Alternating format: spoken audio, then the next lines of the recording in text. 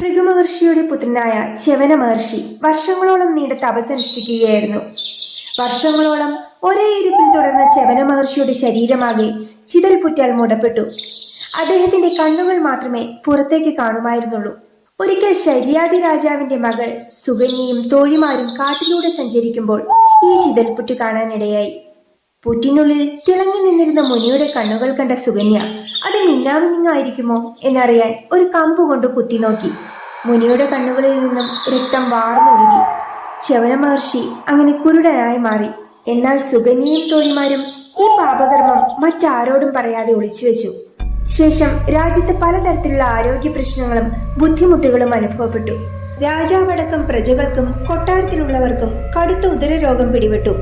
മലമൂത്ര വിസർജനം ചെയ്യുന്നതിനുള്ള ബുദ്ധിമുട്ടുകൾ കലശലായി അനുഭവപ്പെട്ടു.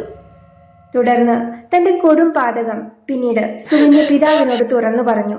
കുരുടനായ ച്യവന മഹർഷിയുടെ ശാപത്തെ ഭയന്ന ശര്യാതി രാജാവ് അദ്ദേഹത്തോട് മാപ്പിരക്കുകയും തന്റെ മകളായ സുകന്യയെ അദ്ദേഹത്തിന് വിവാഹം ചെയ്തു കൊടുക്കുകയും ചെയ്തു.